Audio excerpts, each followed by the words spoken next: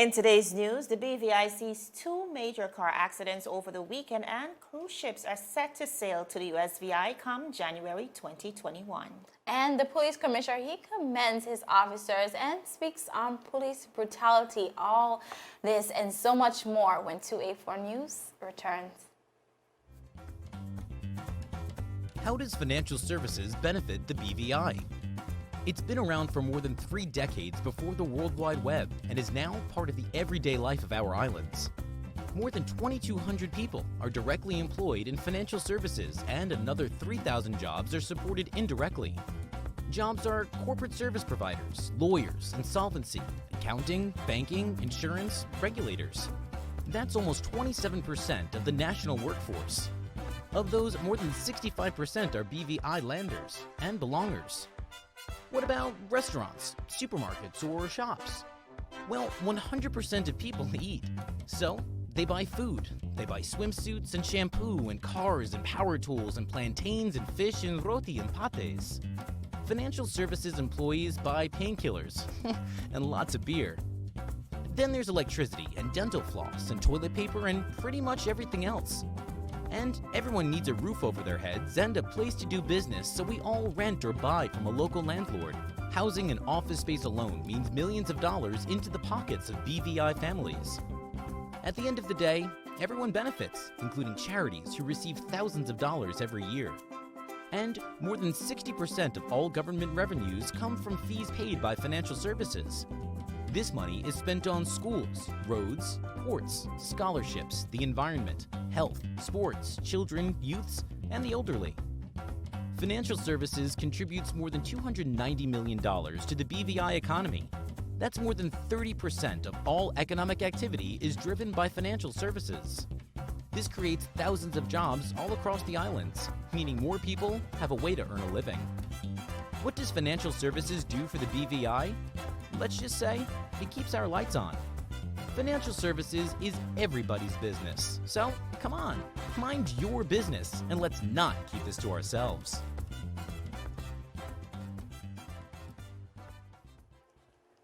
Welcome there, viewers. Today is Monday, October 19th, 2020. We are coming to you straight out of the British Virgin Islands. I am Kyla Kenesha Forbes. And my name is Javon Wilson, here with your 284 newscast for today, Monday, October 19, 2020. Viewers, so much to get into. Kyla, it was such a relaxing weekend. It was. Did you get out this last weekend? Yeah, I did. It was a relaxing weekend, as you said. Hit up the beach. We know we love to do that, so that's definitely a thing. And I love to see, even on the beach, we saw persons out having fun, but nevertheless abiding by the safety protocols. So kudos to everyone who's still going about trying their best to live lives in a normal way, but of course abiding by the protocols. Most so definitely. I love to see it. I love to see it. Viewers, before we head into our newscast, troubling updates on the international scene. I think across the globe we have now seen just about 40 million confirmed cases of COVID-19. I mean, this is an alarming number when you think about the amount of people, Kyla, who have contracted COVID-19. But equally wanting to speak to the fact that the majority, and for the most part, persons are recovering. So that is something we need to keep at the forefront of the conversation as well.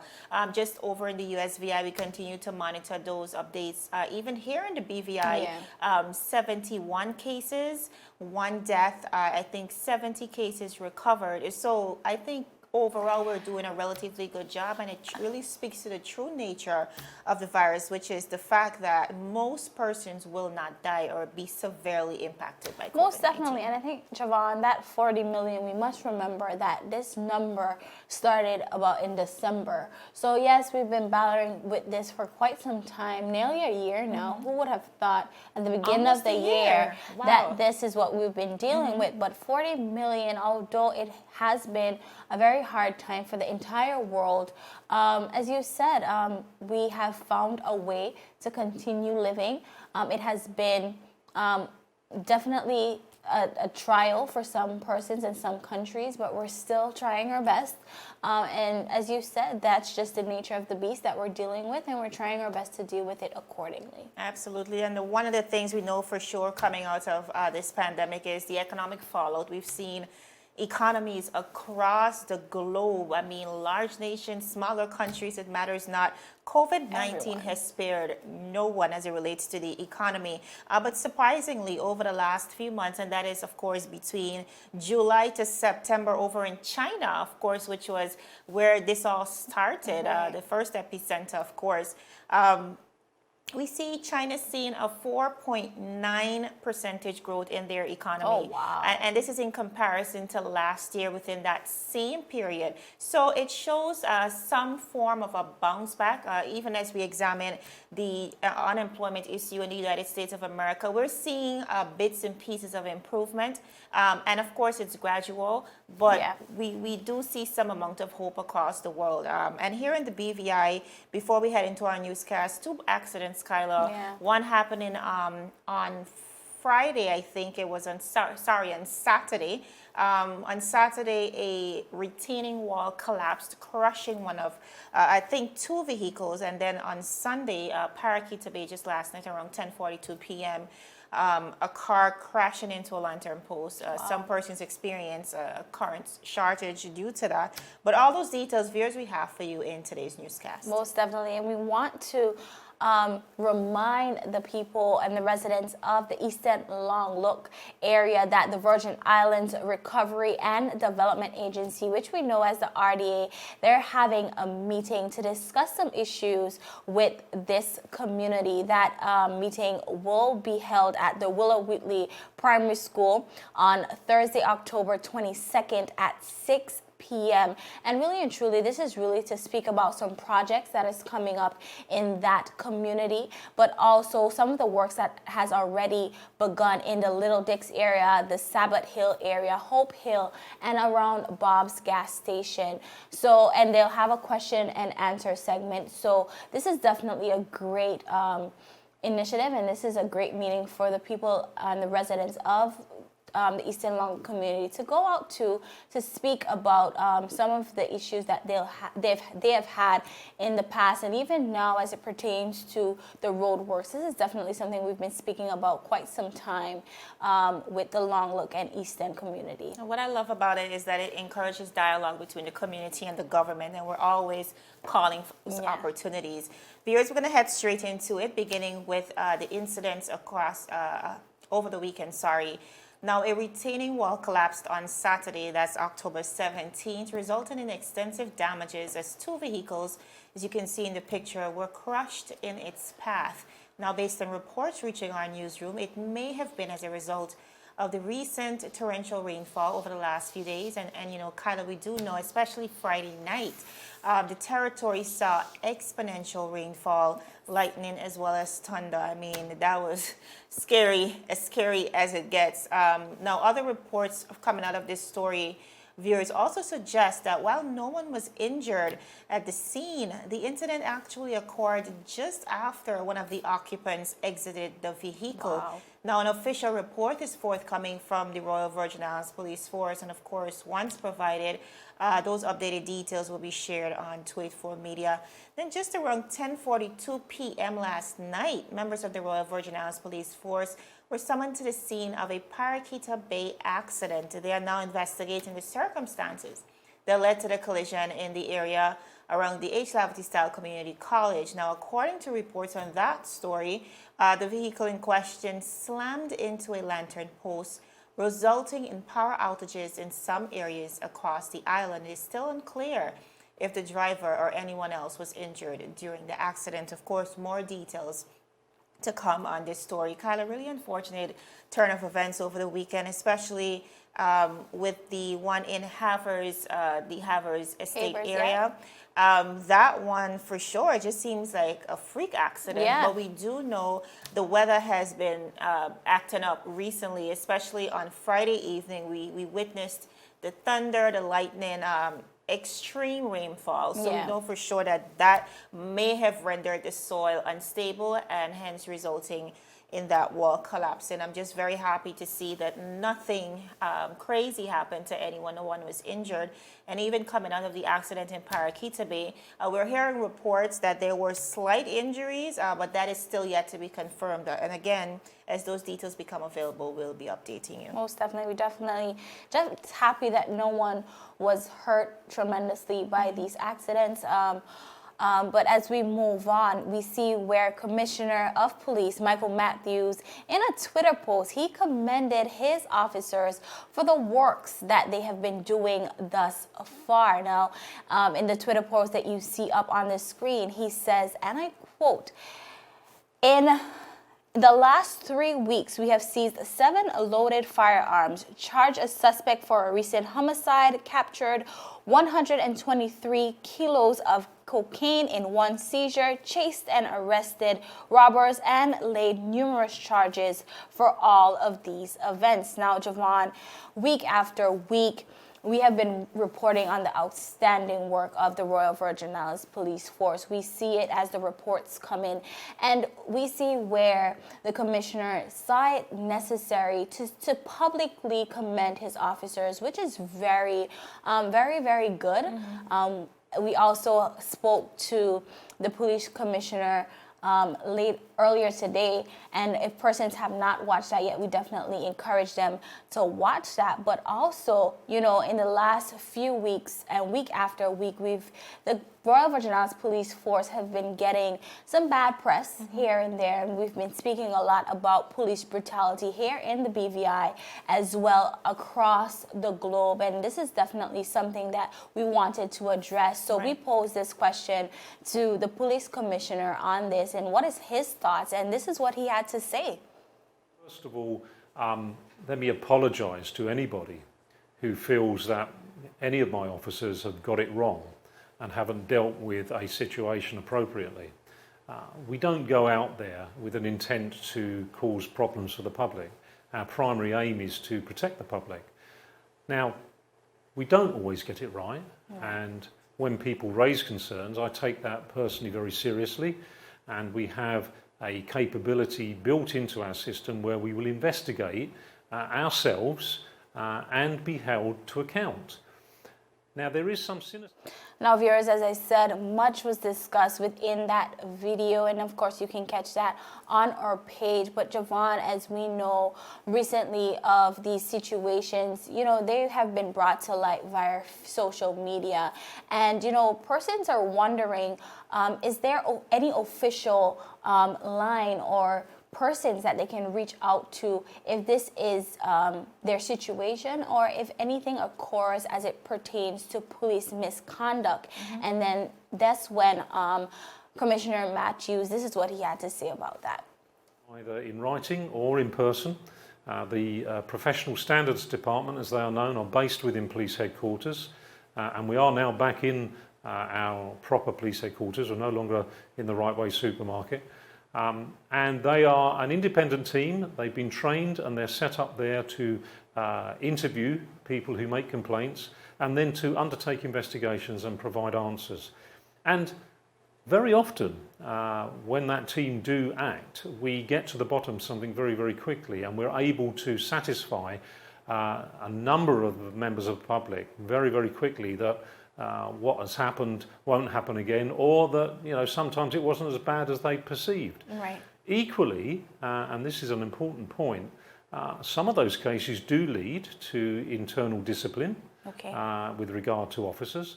And viewers, that was the Commissioner of Police, Michael Matthews. It was definitely a pleasure speaking to him, Javon.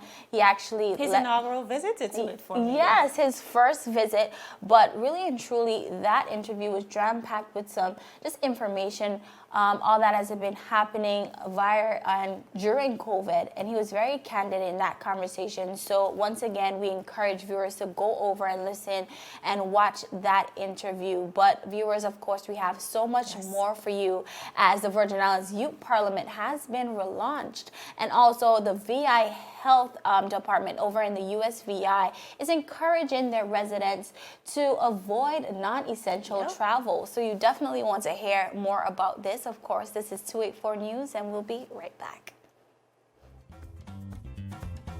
How does financial services benefit the BVI? It's been around for more than 3 decades before the World Wide Web and is now part of the everyday life of our islands.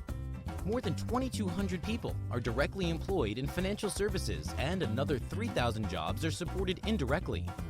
Jobs are corporate service providers, lawyers, insolvency, accounting, banking, insurance, regulators. That's almost 27% of the national workforce. Of those, more than 65% are BVI landers and belongers. What about restaurants, supermarkets, or shops? Well, 100% of people eat. So, they buy food. They buy swimsuits and shampoo and cars and power tools and plantains and fish and roti and pates. Financial services employees buy painkillers and lots of beer. Then there's electricity and dental floss and toilet paper and pretty much everything else. And everyone needs a roof over their heads and a place to do business, so we all rent or buy from a local landlord. Housing and office space alone means millions of dollars into the pockets of BVI families. At the end of the day, everyone benefits, including charities who receive thousands of dollars every year. And more than 60% of all government revenues come from fees paid by financial services. This money is spent on schools, roads, ports, scholarships, the environment, health, sports, children, youths, and the elderly. Financial services contributes more than $290 million to the BVI economy. That's more than 30% of all economic activity is driven by financial services. This creates thousands of jobs all across the islands, meaning more people have a way to earn a living. What does financial services do for the BVI? Let's just say it keeps our lights on. Financial services is everybody's business. So, come on, mind your business and let's not keep this to ourselves.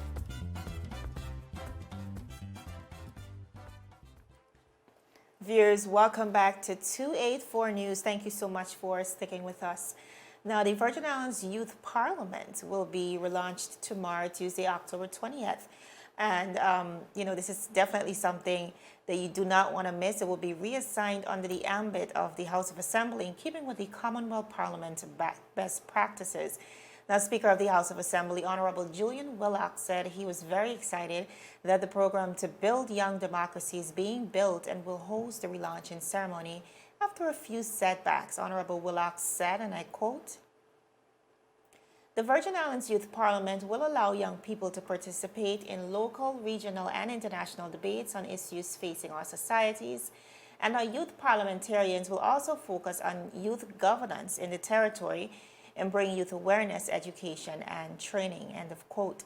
Now, viewers, the Premier and Leader of Government Business, Honorable Andrew A. Foy, had stated earlier in the year that he believes that the Youth Parliament will contribute to a strong and secure territory in years to come. Honorable Andrew Foy said, and I quote, "Youth Parliament, like others in the region and the Commonwealth, will enable young people across the territory to diversify their skills, be grounded in civic consciousness, national identity, and play their roles as the next generation of leaders and visionaries," the Premier said at that time.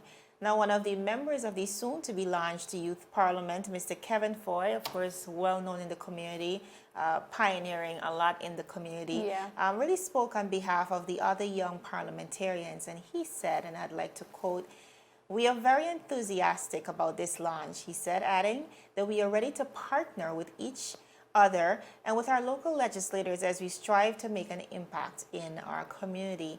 Now, viewers, as we can recall, many workshops were held back in March, April, and June for potential members and focus on topics including the history of the Legislative Chamber / Council of the BVI, the role of the legislative branch, the role of the Speaker of the House of Assembly, standing orders, as well as the Constitution. Now, a resolution was passed during the 5th sitting of the 2nd session of the 4th House of Assembly for the appointment of a select special committee to manage the Youth Parliament. The committee members are Honorable Julian Willock, who is the chairman, Honorable Neville A. Smith, Honorable Kai Reimer, Honorable Shari De Castro, Honorable Julian Fraser, Honorable Melvin Mitch Turnbull, Honorable Marlon Penn, and Honorable Shireen D. Flax Charles. The makeup of the youth parliaments will be brought in line with the Commonwealth Parliamentary Association guidance on youth parliaments across the region.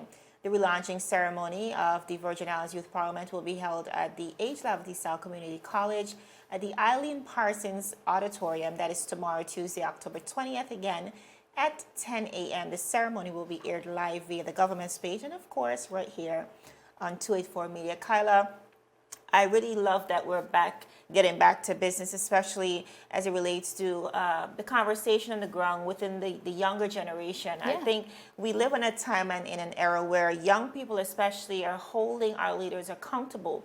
And we live also in a space where we oftentimes criticize but don't necessarily come with solutions. And this is their voice at the table. This is how they get to buy into the conversation and lend ear and experience and perspective to a lot of the issues that we're dealing with in the territory. I agree. I love this simply because it is a teaching moment. And I think we must teach our young persons at all ages how to be that next generation, because when that next generation steps down and hands over the mantle, you cannot then teach. So I love this simply because of that. We are molding the next generation of parliamentarians and legislators for our territory, and I think that is so important, most definitely. Now, as we move on and we look across the waters right over in the USVI, we are seeing where the Virgin Islands Health Department is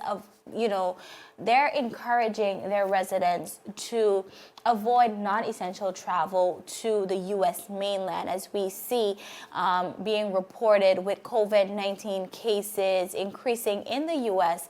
and, with experts expecting it to surge even more in those winter months, Javon. The VI Department of Health is urging Virgin Islanders to avoid non-essential travel. Now, according to the Wall Street Journal, we see where the U.S. cases was lower than 16,000 cases, and this is the lowest that it has been in the last 4 days, and that is very alarming, Javon. And they're basically saying over in the USVI that hey, staying at home is the best way to protect yourself and others, while residents are strongly encouraged from non-essential travel. At the moment, the department acknowledged that there are some individuals who must travel, but they are also telling them when they return back home, they will have to go to the lab and get tested within 3 to 5 days of returning back to the USVI, and will have to stay in quarantine until their test results return. And I think, Javon, we can look at that and also look right here in the British Virgin Islands as we are looking forward to our borders reopening. Persons, are raving about leaving the BVI because, we've been here for quite some time. Forever. For too long. Yeah, but we also have to look at outwardly. We see where the U.S. is having about they're reporting that it's third spike of COVID-19, and we really have to look at that. So we see what approach the USVI is taking on this. Yeah, kind of like, I think what we've been pushing here at 284 Media as well is the fact that this is all about managing the risk. Yes, we want to return to a level of normalcy. We want to be able to travel. We want to be able to reunite with our family and friends overseas, and vice versa.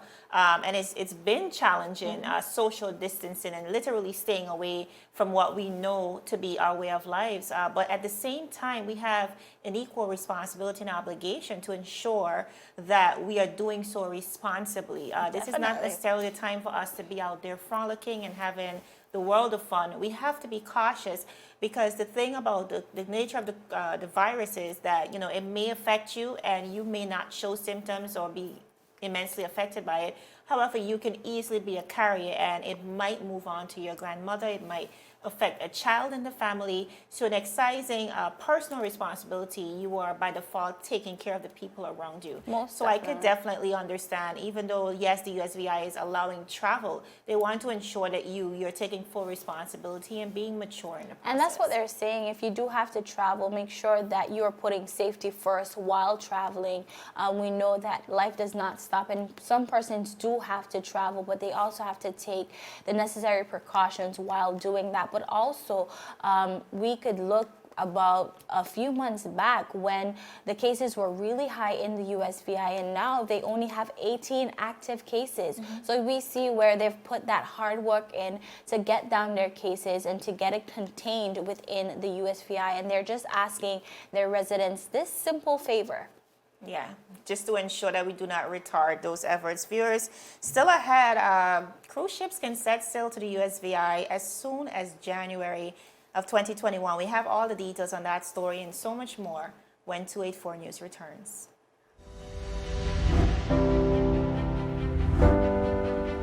The wind! Oh! What are the hell? I'm freaking out! Is time.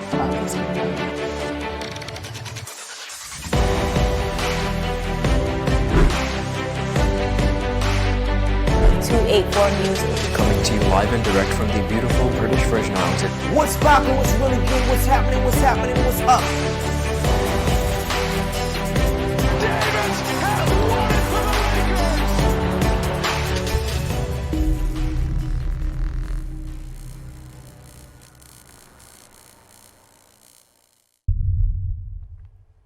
Viewers, welcome back to 284 News. Now, as we begin to wrap up, just across in St. Thomas once again, USVI residents, especially those right in St. Thomas, may soon see cruise ships at ports of call again, as the once bustling cruise tourism operation that sustained many livelihoods on the island see some revival in the next few months. Now, during a West Indian Company Board of Directors meeting held last Thursday, the interim president and CEO and director of property management, Mr. Anthony Otley, told those in attendance that the Virgin Islands consider return of cruise ships as early as January 2021.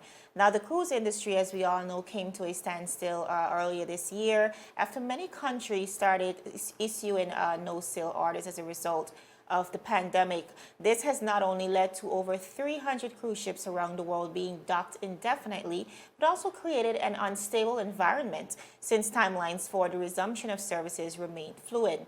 Now, the Center for Disease Control and Prevention last month extended its no-sail order to October 31st, 2020. We can all remember that, Kyla. But none of the major cruise lines have committed to sailing even on November 1st. Norwegian Cruise Line as well as the Royal Caribbean extended their self-imposed no-sail policies through to the end of November, with no commitment in sight right now to resume sailing in December. However, Carnival Cruise Line, which is the world's largest cruise company, they have submitted a sailing schedule which covers the period from January 2020 to April 30th, 2022. So to that end, the Port Authority over in the USVI has began making preparations to reopen and is seeking confirmation from the other cruise lines relative to the resumption schedule and policy. Now, board chairman Mr. Joseph Busholte, who also serves as the commissioner of the Department of Tourism, said, and I quote, "Conversations have been moving pretty rapidly over the last couple of weeks with the cruise ship lines, at least from my position in tourism," he said. Now, Mr. Otley said, and I quote, "We have ordered PPE safety devices and masks along with shields, and we are looking at retrofitting the gates and the booths so that we can have plexiglass up so that when the ships come back, we will have the least amount of physical contact as possible." When questioned by a board member on whether the new protocols will be implemented for the reopening of the port, Mr. Otley confirmed that the preliminary protocols were increased indeed, and they are in place pending any additional measures. Mr. Otley further added, "We are pretty much ready for the cruise ships to return." So, Kyla, great news coming out of the USVI. We always like to pan across to see what's happening over there. Because as we what have- happens over there definitely affects us as well. Absolutely, and we're so interconnected when it comes to the tourism industry, and a direct competitor as well. So we have to be paying attention. But all in all, what we see is an urgency to return to some level of normalcy, especially since we are so tourism reliant, the economy that is. So I'm happy to see that they're making moves towards. But Javon, also putting out this notice, they're putting cruisers on alert that We are open that for business. yeah, the USVI is open for business, and that is the competitive market that it is. It was competitive before, and even more competitive now due to COVID-19. But of course, we are out of time. So viewers, thank you for joining us. I am Kyla Kenesha Forbes. And my name is Javon Wilson. Goodbye.